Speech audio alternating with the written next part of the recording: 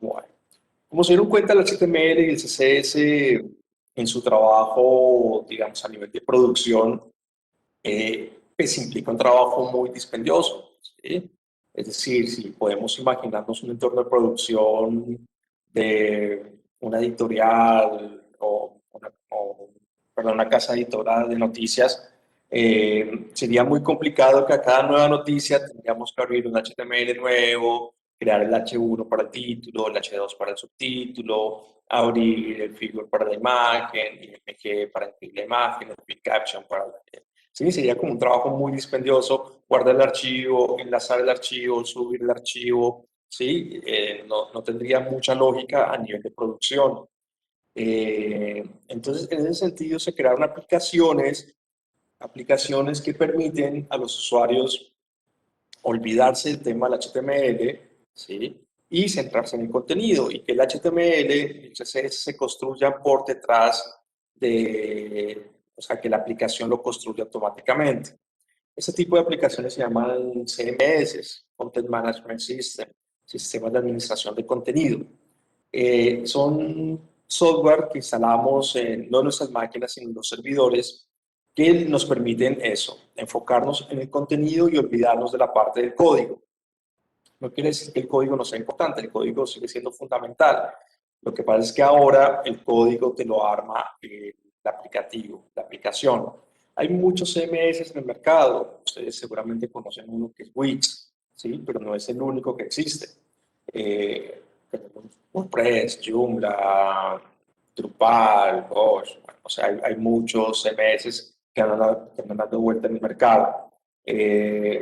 Cada uno a veces con especificaciones o con objetivos diferentes. Sí, también el tipo de página web que uno quiere armar. Es decir, si uno quiere armar un e-learning, pues hay CMS específicos para e-learning. Si uno quiere armar un e-commerce, pues hay CMS específicos para e-commerce. Si uno quiere armar una página web comercial, pues tendrás CMS específicos para una página web comercial. Lo importante es que los CMS se crean para liberar al usuario de la responsabilidad del código, ¿sí? Como que el CMS crea el código HTML por detrás. Obviamente el usuario tiene que ingresar el contenido de cierta manera, con ciertos estándares para que el código sea bueno, digamos, para tener un buen código y una buena estructura del contenido. Pero en términos generales, libera al usuario de las responsabilidades del código y le permite enfocarse en lo verdaderamente importante. No es que el código no sea importante, pero si no hay un buen contenido, el código no sirve de nada. Entonces, vamos a iniciar, digamos, un trabajo con un CMS, ya para trabajar en un sentido mucho más profesional en la producción web. ¿Sí? Si ustedes llegan a una casa editorial, qué sé yo, El Tiempo, El País, El Espectador, ¿sí? En el área digital, pues no van a trabajar basados en HTML y CSS, sino que van a trabajar basados en un CMS, en un administrador de contenidos. O en otra organización, se trabajan por 90 minutos, se trabajan para una universidad autónoma, ICESI, Javeriana, seguramente van a trabajar sobre un CMS, porque es la forma de producción de contenido estandarizada, ¿sí?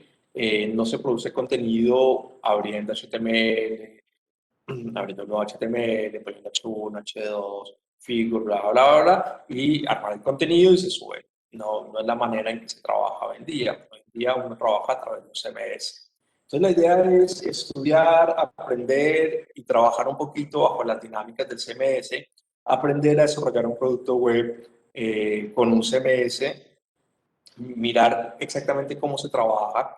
En general, un CMS siempre es igual a otro, ¿sí? Cambia algunas lógicas del menú, puede cambiar algunas lógicas de cómo llaman a ciertos flujos operativos, pero en general es exactamente lo mismo. Entonces, si yo aprendo un CMS, ya podría realmente estar trabajando sobre cualquiera. Si yo sé manejar Wix, pues realmente puedo trabajar sobre WordPress o sobre cualquier otro CMS, porque básicamente son los mismas, tienen la misma lógica. Entonces hoy vamos a ver un poquito de qué se trata el CMS en términos generales. ¿Está bien?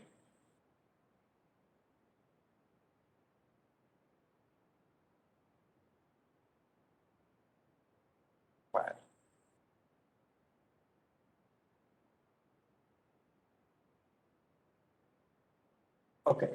CMS son las siglas de Content Management System, ¿sí? Que traduce como sistema de administración de contenido, sistema gestor de contenido. El nombre ya que nos deja en evidencia su función, básicamente es gestionar contenido o administrar contenido. ¿Y a qué se refiere con administrar? Cuando hablamos de administrar en términos de web, en términos de sistemas informáticos, hablamos de tres posibilidades: crear, editar o eliminar contenido. Entonces los CMS nos permiten hacer las tres acciones: crear un contenido, editar un contenido ya creado o eliminar un contenido. ¿Está bien? En líneas generales, un CMS permitirá administrar cualquier contenido en un medio digital y obviamente en lo que nos atañe a nosotros en un entorno de web. ¿Sí? Dicho de otra manera, el CMS pues, permite crear, clasificar, publicar cualquier tipo de información en una página web. Y cualquier tipo de información es información textual, información multimedia como imágenes, videos, audios, pero también nos permite crear las secciones de nuestro sitio web, por ejemplo.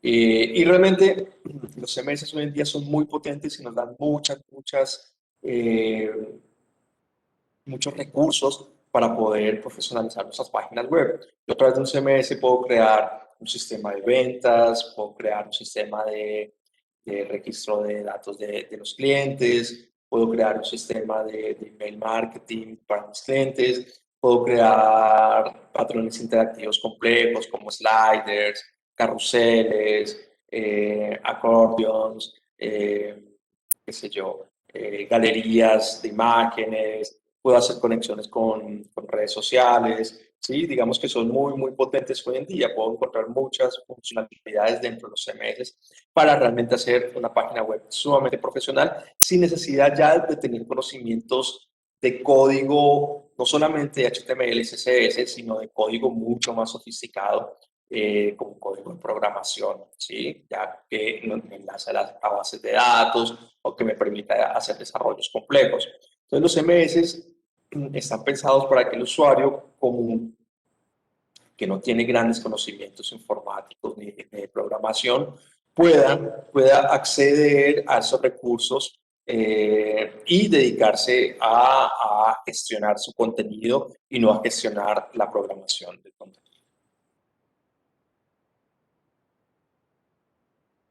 En términos generales, hay dos tipos de CMS, ¿sí? Hay dos tipos de CMS. Uno es el sistema, digamos, CMS de sistema propietario y de sistemas no propietarios. La diferencia es que unos son pagos y otros son gratuitos, ¿sí? Cuando son pagos, son CMS hechos a la medida de las necesidades de sus clientes o de los usuarios. Ejemplo, digamos que el diario El Tiempo pues tiene una organización interna muy específica de colaboradores, editores y demás, ¿sí? Tiene unas exigencias de seguridad muy específicas, tiene un flujo de información entre que se crea la noticia y se publica como muy específicos. Entonces, todos esos requerimientos tan específicos exige tener un CMS hecho a la medida de sus necesidades. Entonces, seguramente la Casa del Tiempo, seguramente porque no he trabajado ahí, no lo sé, tiene un CMS pensado a la medida de sus necesidades. El país tiene un CMS pensado a la medida de sus necesidades. La Universidad Autónoma había iniciado con un sistema no propietario, o sea, un sistema gratuito y abierto, ¿sí? Muy genérico, pero se dio cuenta que quizás no todas sus necesidades de seguridad y de organización, de flujo de publicación del contenido, estaban bien cubiertas, así que decidió pasarse a un CMS llamado Salesforce, si no estoy mal. Entonces, digamos que esos sistemas propietarios, los CMS pagos, generalmente son hechos para organizaciones muy grandes que tienen especificaciones de seguridad organizativas y de flujo de publicación muy específicas. Mientras que tenemos los otros CMS que se llaman CMS gratuitos o no propietarios, que bueno, que tienen licencia gratuita, que cualquiera puede utilizar y que a diferencia de los propietarios tienen una configuración muy genérica. Es decir, me sirven tanto si yo quiero tener una floristería como si tengo una gran organización, ¿sí? Es decir, CMS como WordPress, Joomla, Drupal, el mismo Wix, aunque Wix anda como una zona gris entre ser propietario y no propietario, porque te deja como ciertas opciones gratuitas y después, si quieres ahondar en los temas o profesionalizarte más en la página web, ya te empieza a cobrar, ¿no? Entonces está como en una zona media. Pero, por ejemplo, WordPress es un CMS gratuito que realmente es muy potente, te permite realmente tener, o sea, aplicarlo a una empresa muy pequeña o a un cliente muy pequeño, a una organización muy pequeña, como también a una organización muy grande. Sé que, por ejemplo, en su momento, no sé si todavía, Universal Music trabajaba WordPress y Universal es una empresa enorme, ¿sí? La Ford trabajaba WordPress, aquí a nivel local, 90 minutos trabaja WordPress, es una empresa que genera mucho contenido. Entonces, WordPress es como muy dúctil en cuanto a la medida de las empresas que puede trabajar, ¿sí? Uno puede tener una empresa muy chica y trabajarla con WordPress, o una organización muy sofisticada, igual trabajarla con WordPress. Obviamente, tenés una configuración genérica, entonces hay muchos aspectos de seguridad y de flujo de información que no están, digamos que no van a responder a las necesidades específicas de tu empresa. Entonces, tu empresa va a tener que empezar a responder a la configuración genérica de WordPress, que no es tan difícil, pero pues hay empresas que no, porque ya están tan armadas en su organización que no pueden adaptarse a la configuración de WordPress. Hablo específicamente de WordPress porque es el CMS que vamos a trabajar aquí en clase. ¿Por qué lo vamos a trabajar en clase? Porque básicamente es el CMS que tiene copado todo el mercado, no solo a nivel latinoamericano, sino también en Estados Unidos y en Europa. Entonces, es un CMS de primer nivel, digamos, que desde su nacimiento captó rápidamente el mercado. Antes del CMS antes de WordPress, teníamos el mercado cubierto por Joomla. Pero ¿qué pasaba con Joomla? Que Joomla es un muy buen CMS, solo que es muy difícil de usar, ¿sí? Mientras que WordPress tuvo la facilidad de tener unas interfaces de usuario muy intuitivas, muy fáciles de manipular, ¿sí? Con una operatividad muy alta. Entonces, eso hizo que ganara rápidamente el mercado. Y hoy, aún hoy, después de casi 10 años, WordPress sigue manteniéndose muy a la punta del mercado.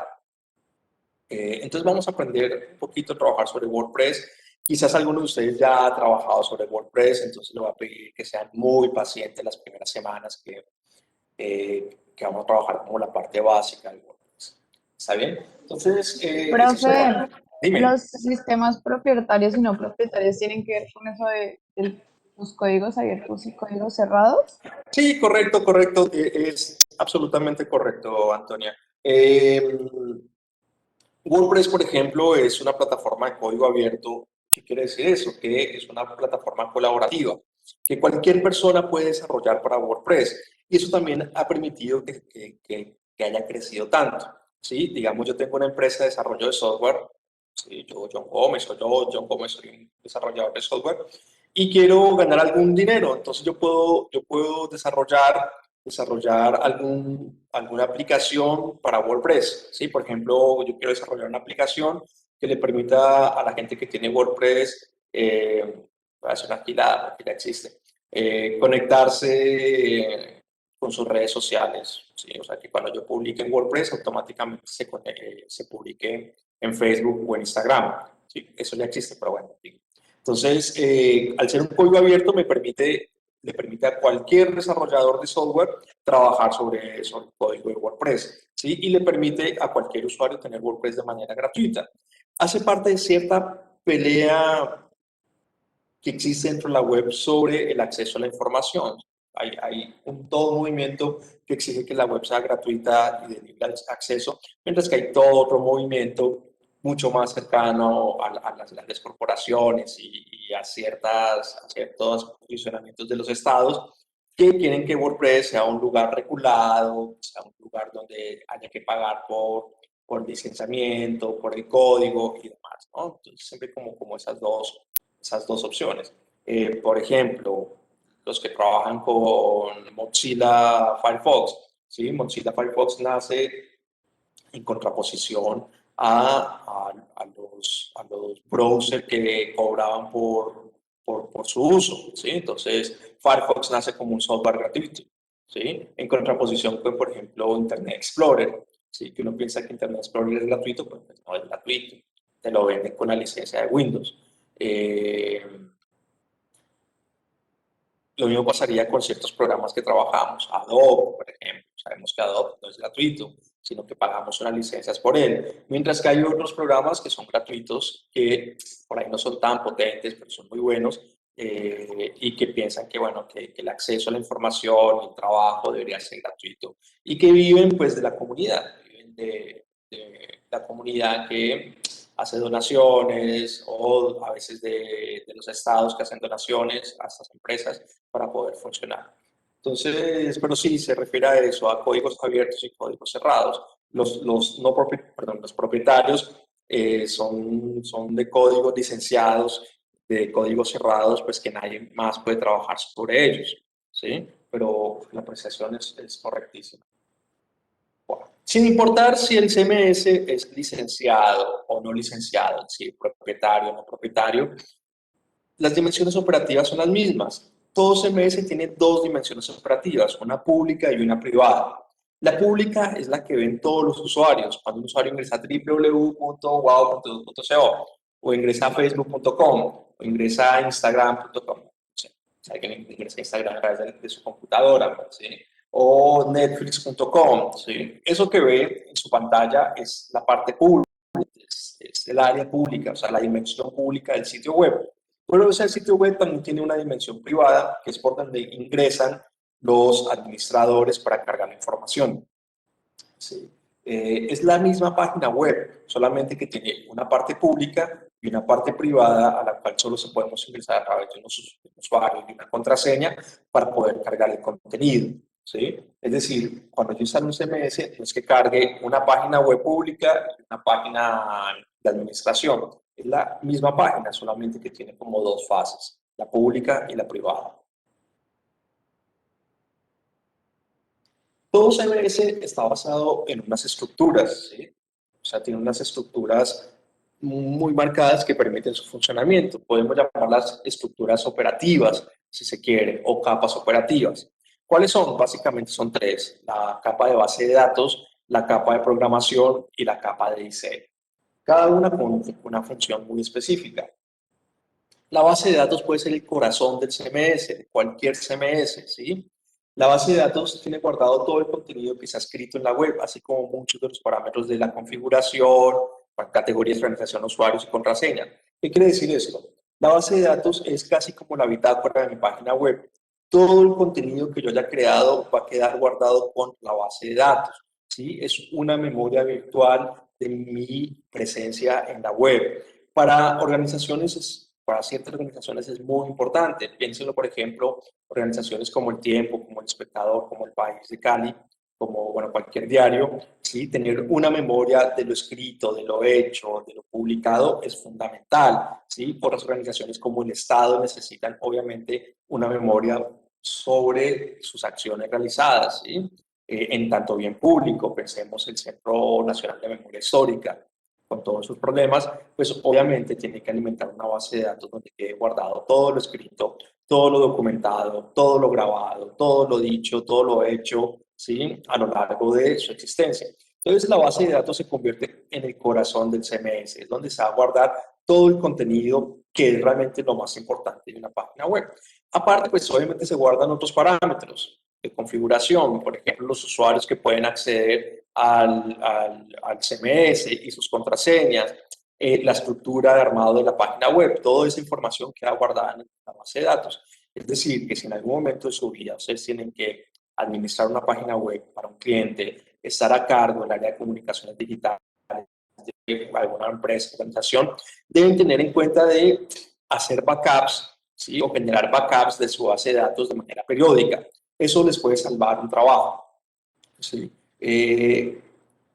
Por ejemplo, en WordPress uno podría instalar aplicaciones extras para que te generen backups de base de datos periódicamente y de manera automática, ¿sí? Eso sería ideal. Pero entonces, si algún problema, o sea, si algún problema acontece dentro de un CMS, lo que ustedes deberían tratar es de salvar la base de datos, tener un respaldo de la base de datos va a ser fundamental.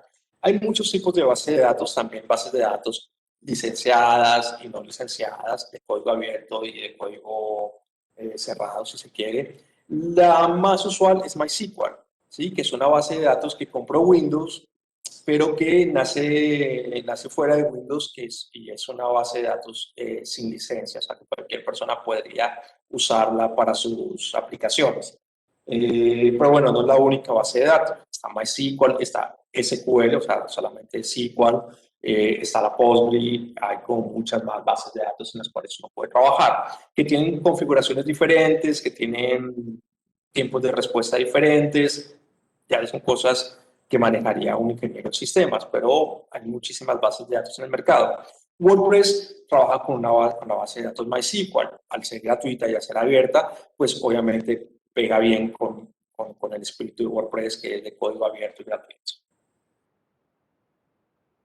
Otra estructura es la de programación, que nos dice que está contenida en algunos ficheros de la web. ¿Qué quiere decir esto? Que al igual que nosotros teníamos algunos ficheros para nuestra página web de imágenes, o sea, ficheros .jpg, de HTML, ficheros .html y de estilos, ficheros .css, o sea, como archivos, ¿sí? La programación son archivos que permiten el flujo de información entre la base de datos y el administrador de contenidos y entre la base de datos y el público final o el usuario final. Lo que hacen esos ficheros al ejecutarse es solicitar la información que el usuario ha pedido desde el navegador de Internet. Entonces, cuando hay un requerimiento desde el navegador, ¿sí? El navegador hace requerimientos a los servidores. O sea, le pide a un servidor, hey, muéstrame la página www.wow.edu.co. En ese momento se activa esta capa de programación y esa capa empieza a buscar la información de la base de datos.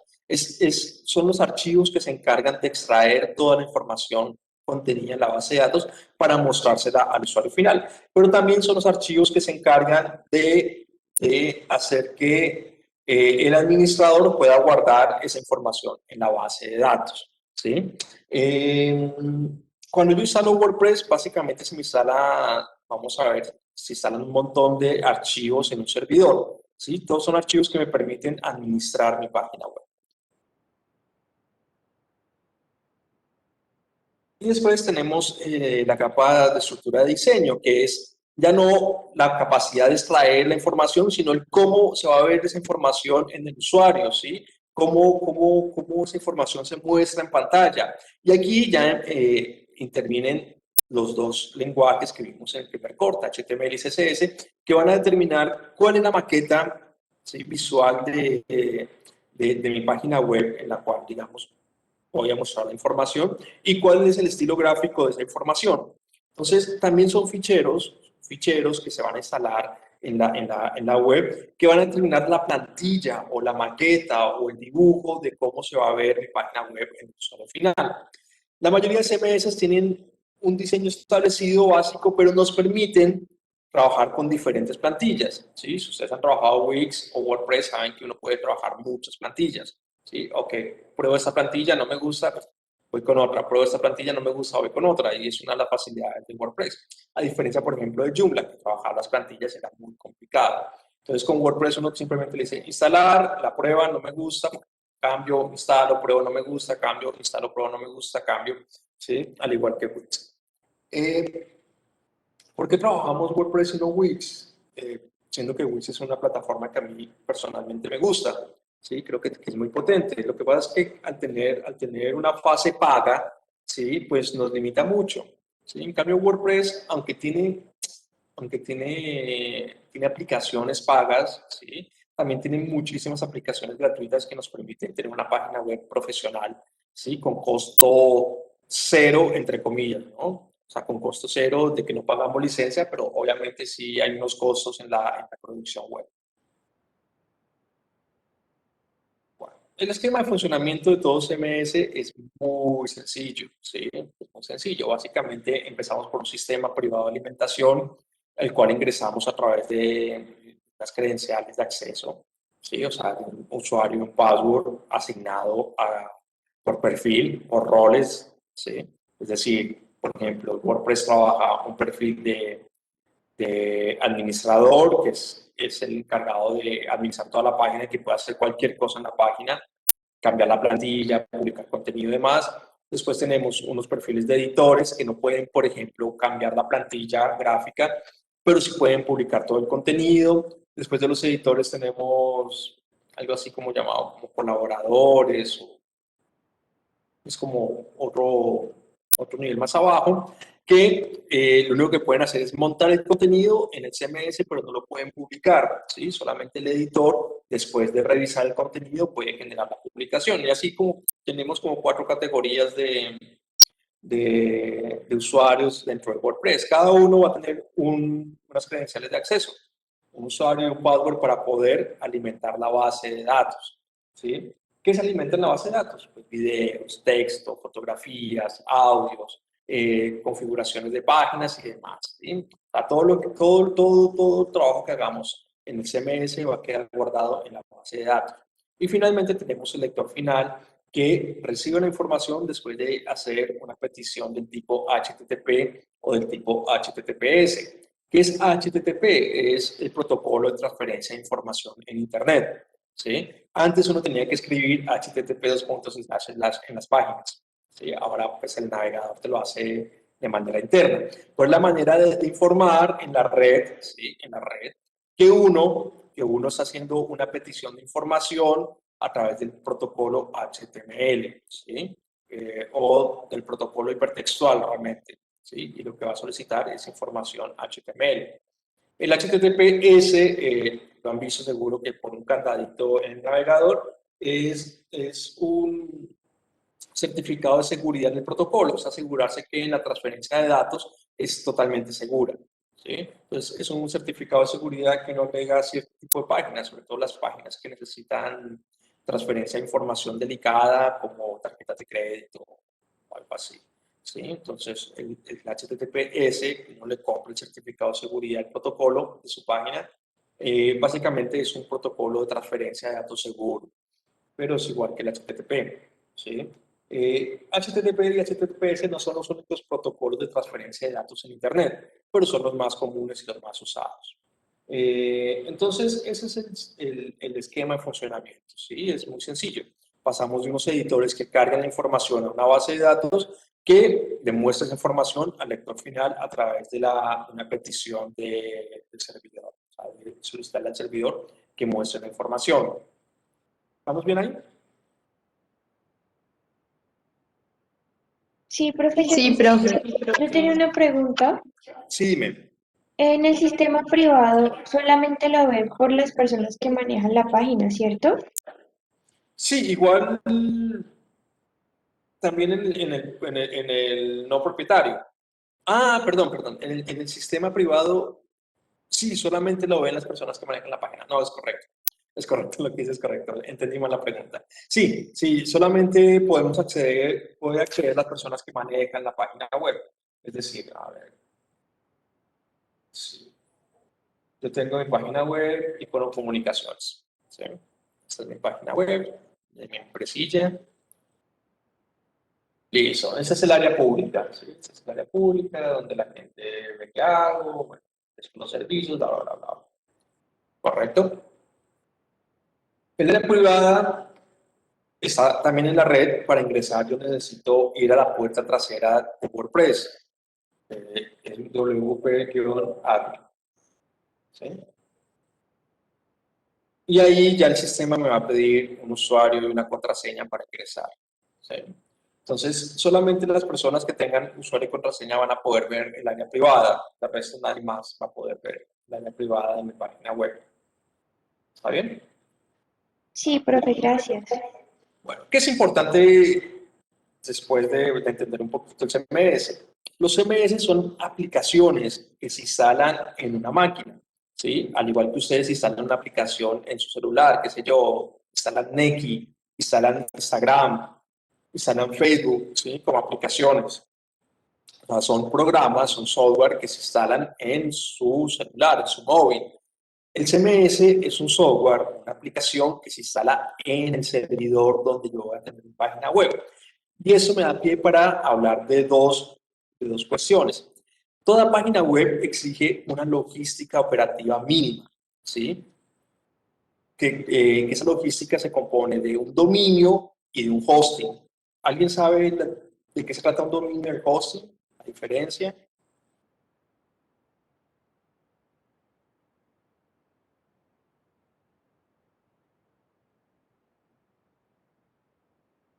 Bueno, dime. Pues, profe, el dominio no es como la dirección de la página web. Sí, sí, sí. El Y dominio y el hosting. y el hosting, pues no sé, host es como hospedador, entonces me imagino que es Sí, el estamos que bien. hospeda los datos, no sé. Sí, sí, no, es correcto. El dominio es el nombre que le queremos dar a nuestra web, ¿sí? Es el dominio que elegimos para nuestra web, www.guau.edu.co,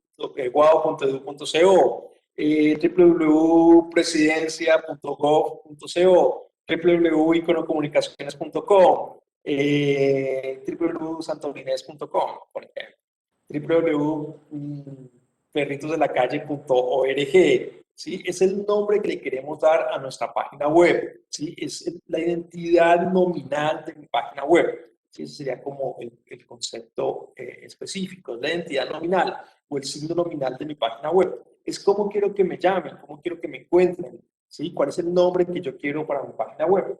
Los dominios se compran, ¿sí? Es algo que uno compra, pero realmente es más que una compra, es un alquiler, porque uno lo alquila anualmente. Uno tiene que pagar anualmente el dominio. O sea, cada año uno tiene que estar renovando el dominio en su página web.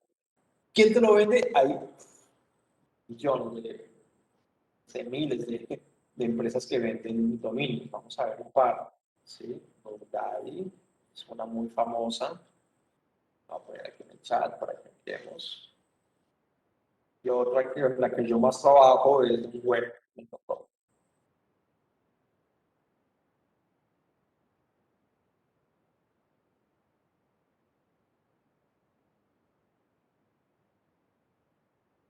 Bueno,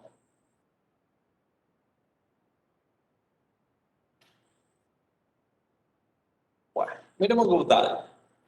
Entonces, hay muchas empresas que te venden dominios. No es que yo trabajo en GoDaddy, sino que es una de las más famosas. Realmente yo trabajo mucho con el web.com. Parece que tiene mejores precios. Pero realmente cualquier lado nos sirve para lo que vamos a trabajar ahora. Es el dominio, ¿sí? Es el dominio. El dominio es el nombre que yo quiero para mi web, ¿sí? Es el nombre que yo quiero para la web. ¿Qué es lo primero que yo debo hacer cuando llega un cliente? Pues preguntarles si tiene un dominio. Si no tiene un dominio, tengo que saber si podemos comprar uno. ¿Por qué? Porque hay que primero verificar la disponibilidad del dominio. Yo no puedo comprar un dominio que ya existe. Yo no puedo comprar wow.edu.co, ¿sí? Porque ya existe. A menos que la WOW se le olvide pagar el dominio en ese año y el dominio queda libre y lo puede comprar cualquier persona. O sea que es muy raro que pase. El dominio se convierte en un activo de la empresa, ¿sí? Si lo perdés, pues perdés muchísimo. Empiezan a costar muchísimo dinero. Entonces, por ejemplo, pues búsquense johngomez.com, por ejemplo. ¿Sí? Seguramente no está disponible. ¿Sí? John Gómez no está disponible. Y aquí dicen, es posible que aún podamos obtenerlo. ¿Sí? Van a intentar hablar con el dueño e intentar comprarlo. ¿Sí?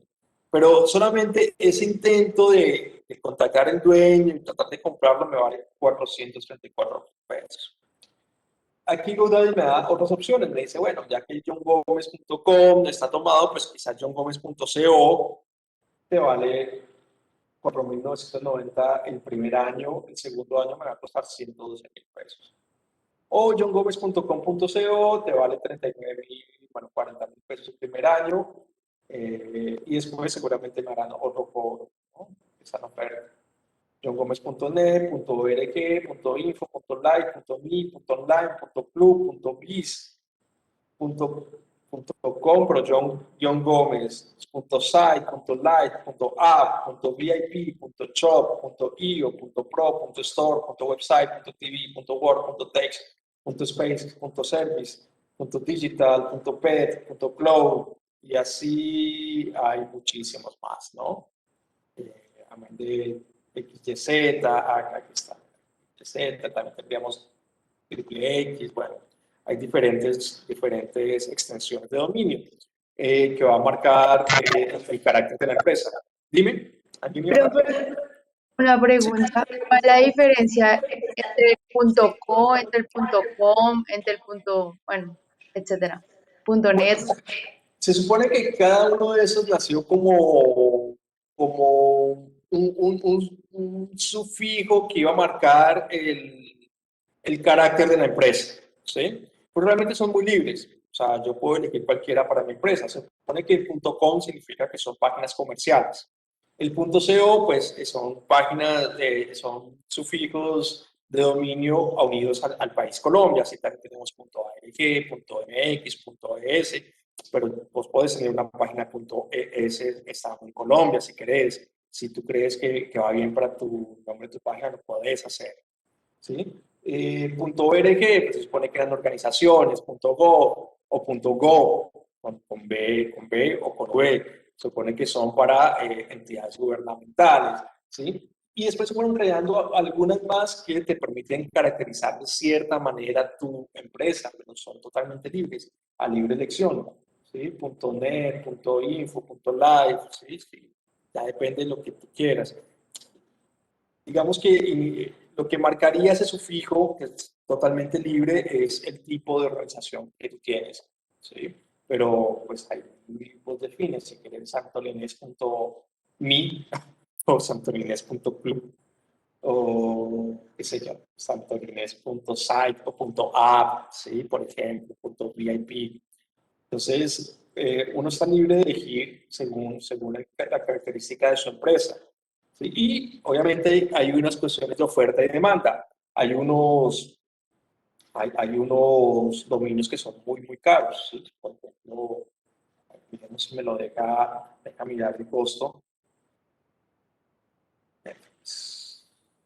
Punto, punto online, porque el punto .com está tomado. Si yo quiero un Netflix.online, ¿sí? Al ser un nombre tan reconocido, pues mira, 7.220.000 pesos. ¿Sí?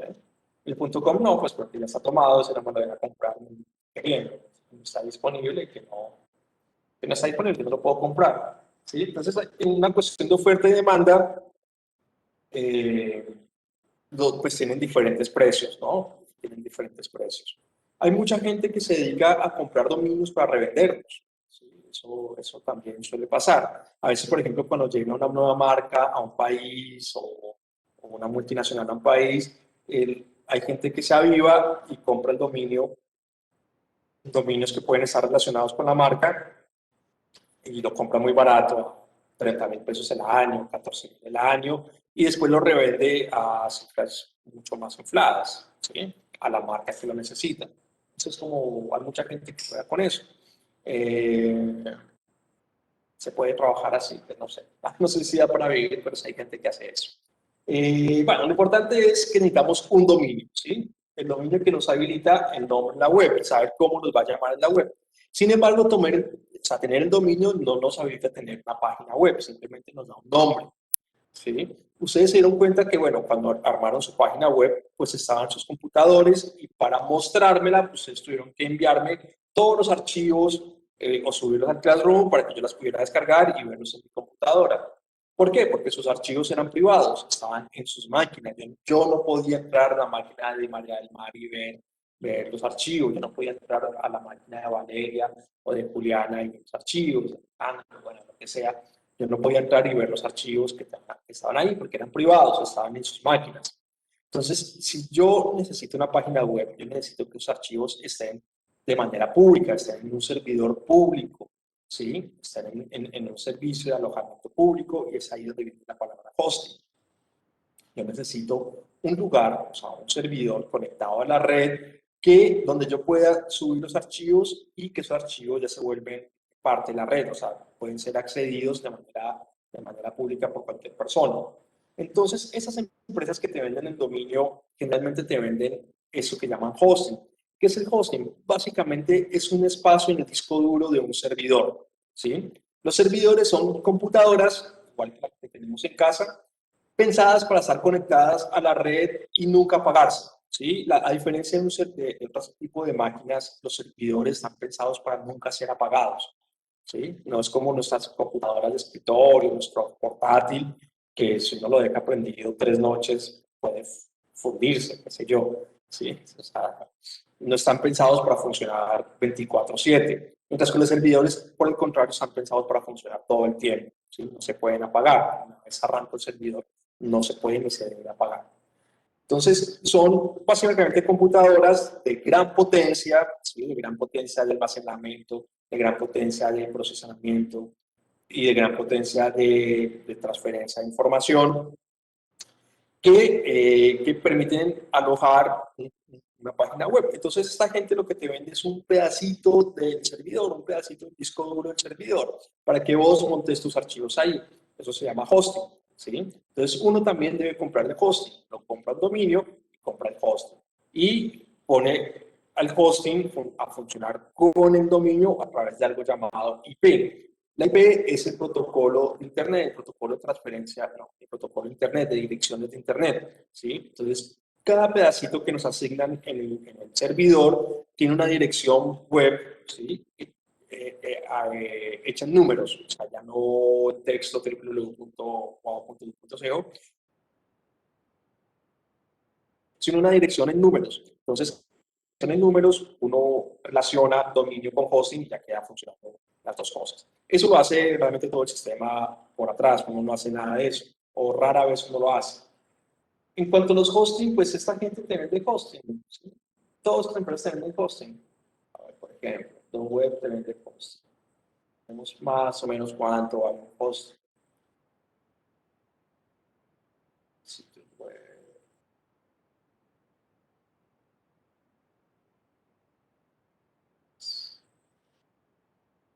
Hosting, web hosting. Bueno. Un web hosting básico vale 5.900 el mes, hay que pagarlo anualmente, aquí te dan el precio anual, pero ese es el básico, ese es el hosting básico.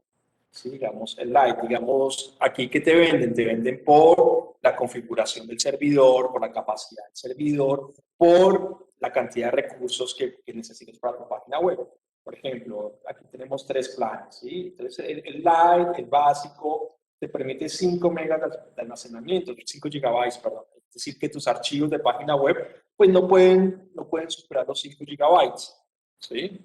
Sí, cuando ustedes armaron su página, entonces descargaron una imagen que pesaba 20 megas y descargaron otra imagen que pesaba 10 megas y el video me pesa 50 megas. Bueno, todo ese suma de información de mi página web no puede superar los 50 gigabytes de almacenamiento. Que 50, perdón, 5 gigabytes, que eso es bastante, pero es un límite, ¿no? Después te dice, bueno, una base de datos, ancho de banda sin conexión, o sea que no te van a restringir la cantidad de transferencia de información de tu página web, con un dominio, soporte, bueno, y otras cosas. El del medio, que habla un poquito más, ya te permite más almacenamiento, 60 gigabytes. Ya es como una página un poquito más profesional o profesional. 60 gigabytes es un montón de espacio. 5 bases de datos, 20 cuentas de correo. Eso es importante. Si yo quiero una cuenta de correo institucional, por ejemplo, john.gomez@iconocomunicaciones.com, yo necesito tener un dominio y un hosting. No me sirve solamente con tener dominio, ni me sirve solamente con tener hosting. Yo necesito un paquete entero de dominio y hosting para poder administrar correos electrónicos corporativos. ¿Sí? Entonces, este plan me da 20 cuentas de correo electrónico. Puedo tener varios dominios a mi página web. Entonces, por ejemplo, puedo tener www.santolines.com, pero también puedo comprar www.santolines.info o www.santolines.club. Y los 3 dominios los pongo a apuntar a la misma página web. Entonces, cualquier persona a través de esos 3 dominios podría llegar a mi página web sin ningún problema. Entonces, lo que te venden es capacidad, ¿no? Las diferentes capacidades de tu servidor. Lo mismo va a ser GoDaddy. GoDaddy te va a ofrecer otros planes, ¿sí? Un poquito más caros. Eso es el mes, ¿sí? Y lo que te vende son las diferentes capacidades capacidades del servidor y los recursos que te van a dar. Entonces, obviamente, entre más caro, pues vamos a hacer como un servidor más rápido, con más espacio, con más posibilidades, etcétera, etcétera. Entonces, bueno, siempre vamos a tener que tener un dominio y un hosting. ¿Cuál hosting compro? Depende del tamaño de la empresa y de los requerimientos de la empresa. Pero es como lo primero que uno debería preguntarle al cliente o a un usuario o estar en una organización, es si se cuenta con un dominio y con un hosting. Si no se cuenta, hay que alquilarlo y el pago es mensual. Perdón, el pago es anual. Aquí te lo dejan en mensual, pero realmente uno paga anualmente. Bueno, ¿hay dudas sobre eso? ¿Sí quedó claro un poquito lo del dominio y el hosting?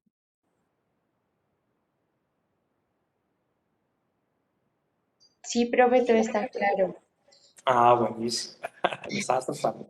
Listo. Entonces, ¿qué vamos a hacer? La siguiente clase, vamos a cortar acá para no dejar la clase a la mitad. La siguiente clase vamos a empezar la configuración de nuestro CMS, de nuestro WordPress en el hosting y el dominio.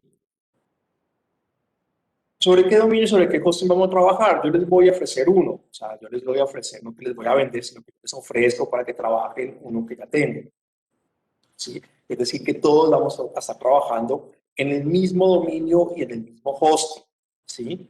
¿Qué pasa? Para aquellas personas que sufren de ansiedad alta, ¿sí? Que sufren de estrés altísimo, va a ser complicado trabajar así porque al estar todos trabajando, el servidor se va a poner lento. ¿Sí? El servidor va a estar recibiendo 21 peticiones al mismo tiempo. Si, por ejemplo, 21 peticiones de cargar un video, 21 peticiones de cargar una imagen.